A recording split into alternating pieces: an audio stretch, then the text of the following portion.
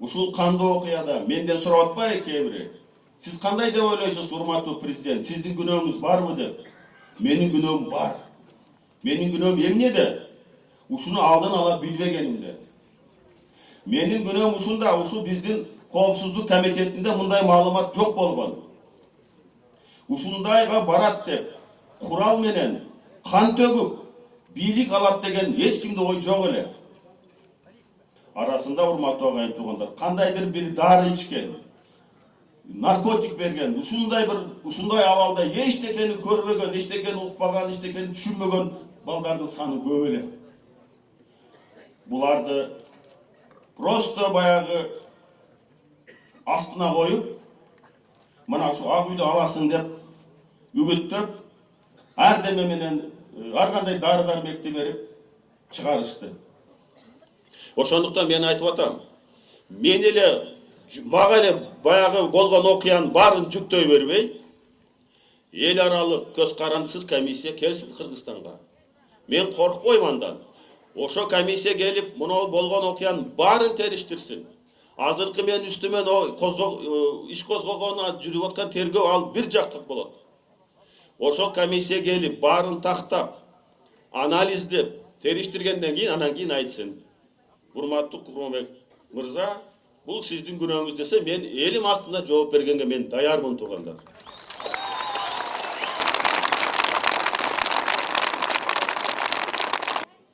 Ошондуктан мен азыркы ушул жерде астыңызда да турап суранам, урматтуу агайын туугандар.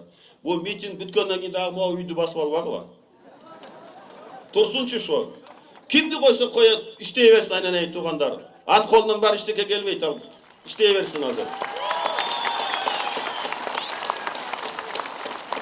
Биз андай жолго барбайлык. Андай жолго барбайлык. Булар кимди койсо коя берсин.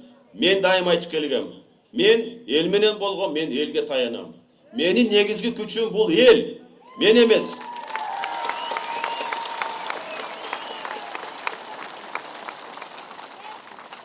Менин айыл өкмөттөргө кайрылгым келет.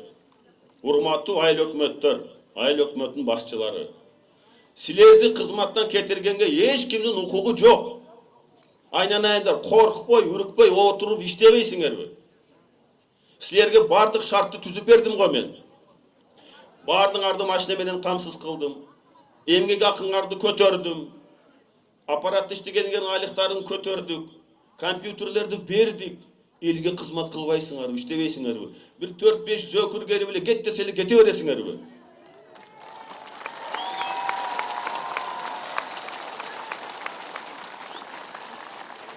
Мен түшүнүп турам. Бардыгыбыз эле жаныбыз ширин.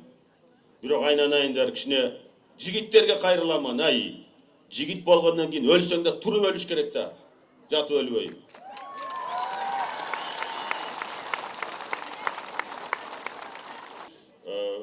Сөз болбош үчүн бой келиш керек да, президент. Бир холостой бой, үй бүлөсү жок, бала чакасы жок, бир жалгыз киши келсе, анда ошондой сөз болбойт. Менден кийин кимиси келбесин. Бала чакасы болгондон кийин ошонун ичинде канча деңгээлде чындык бар, канчасы калп айтыла берет. Ачык айкын сүйлөшөлү. Мына мен өзүм бир туугандарымдан баштайын. Биз 7 бир тууган элек. Каныбекти мына билесиңер эми айыл өкмөт болуп 2 созуп иштеди. Чачтары да агарды. 2 созуп эл айыл өкмөт кылып шайлады. Эгерде жаман иштегенде болбойт эле. Мына ырыс айыл өкмөтүн жашоочулардан сурагыла кандай иштеди. Жанышты айталы. Жаныш полковник болгонуга бир 15 жыл болду эле, канча болду? Эсимден чыгып калды бир. 12 жыл полковник болгон. Жаныштын колунда иштегендер кийин генералга чейин болгон. Молдомуса Конгантиев мына Жаныш менен бирге иштеген, Жаныштын кол астында иштеген. Баткен окуясында Жаныш ошого башынан аягына чейин катышкан. Эмне үчүн мына позиция айтпайт? Жаныш Салиевич Баткен окуясында өз жерин, өз ата мекенин коргоп, башкалар менен бирге согушка катышкан. Менин чоң уулум Марат коопсуздук комитетте иштеген. Чоң уулум Марат коопсуздук комитетте иштеген, аныкы да бир 15 жыл болуп калды, полковник. Баткен окуясы башталганда менин чоң уулум Марат анда Альфада болчу. Биринчилерден боруп вертолет менен Баткенге таштаган. Baştan ayağına katışıp geldi. Annem ne için opozisiya айтпайды? Bular эми өзүнчө бизнесмен болуп, миллионер болуп, байып ташып кеткен жери жок. Мына Жалал-Абадты карагыла, башка жерлерди карагыла. 2 кабат, 3 кабат үйлөр азыр көбүндө эле бар. Ошол орто деңгээлде эле жүрөт. Миллионер болуп кеткен жерлери жок. Анча-мунча майрамдарда мен акча берсем, уялбай алыша берет дагы эле. Туура болгон иш бул.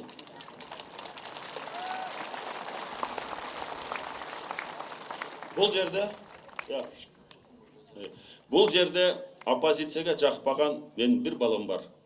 Максим. Ушул балам боюнча кичине бир кеңири айтып берейин. Эмне себептен бул балам буларга жакпайт? Менден мүмкүн, мен азыр ойлонуп атам. Менден мүмкүн ушу ката кеткендер шу баламды жанакы борбордук агенттикке жетекчи кылып койгонум. Бирок эмне себептен мен буга бардым? Мына мурунку 15 жылдын ичинде Кыргызстандын карызы 2 миллиарддан ашык доллар карызы бар дейбиз. Чет жактан келген инвестициялар көпчүлүгү баягы кумга сиңгендей эле жок болуп кеткен.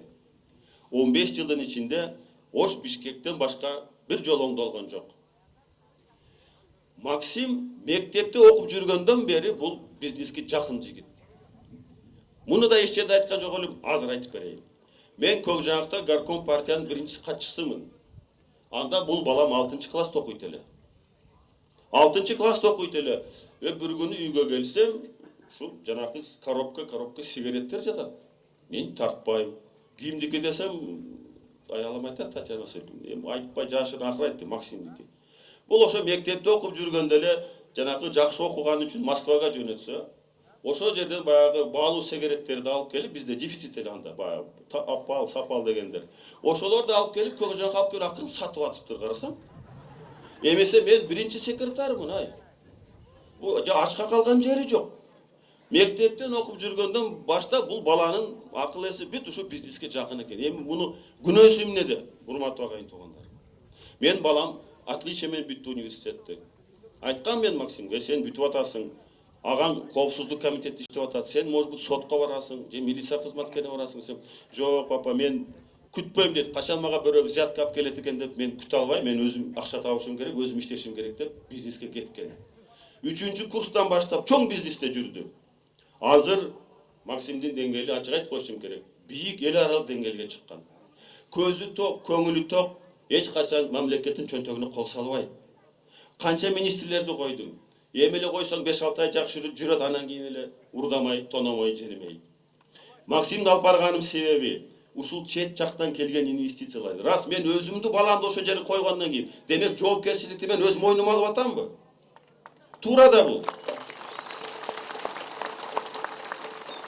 Эгерде мен ошо келип аткан инвестицияларды өзүмдүн чөнтөгүмдү толтургум келсе, башка бирөөнү коет элем. Айнанайын, тигини жаса, муну жаса, жасай беле? Жасайт эле. Чөнтөктү толтура берет элем. Мен өзүмдү баламды алып баргандан кийин, демек жоопкерчиликти кек башыма алдым. Балам таза иште, ушу кыргыз элине кызмат кылалык. Ушул келген инвестицияларды экономикага жүктөйлүк, жолдорду оңдойлук, зданияларды куралык. Ушул жерден мүмкүн катачылык кеткендир менден баламды койгонум. Ушул оппозицияга өтө эле жактырбады. Анан оппозицияга жакпаган дагы бир жагы, бул жанакындай алдап урдамай жолдорду ким кандай жактан акча жешин жакшы билет эле, ошого абдан чоң бөгөт койгон. Дагы жанагы урдамай сурдамайларды механизмдери жакшы билген үчүн тоскоол кылган. Ошон үчүн да муну аябай жактырышкан эмес. Эми бул мына 5-инде Америкага кеткен болчу, бир топ делегация менен келе албай тиякта калды. Мына үй бүлөлүк башкаруу дегендин оппозиция баягы айтып атканын негизи мына эмне кандай баарын силерге ачык айкын айтып бердим, урматтуу агайын туугандар. Каза болгон, Ак үйдүн астында каза болгон балдардын ата-энесине кайрылгым келет. Мен ошол ата-энелерди кайгысын терең бөлүшүм келет. Чын жүрөктөн көңүл айтам. Менин апам раматылык айтчыды. Бул дүйнөдө балам ата-эне баласына топурак салбасын деп. Бирок урматтуу ата-энелер, ошо милиция кызматкерлери, аскер кызматкерлери, коопсуздук системасынын кызматкерлерин жарадар болгондору, каза болгондордун баарына кайрылат элем. Бул кандуу окуяны жанакы мен айткан эл аралык комиссия келип баарын текшерсин. Баарын текшерип, андан кийин ачык айкын элге алып чыксын. Андай болбосо бир жааттык болуп кетти. Мен ушуну сиздердин астыңыздарда эл аралык уюмдарда суранамын, колдоп бериңер деп ишенемин. Рахмат.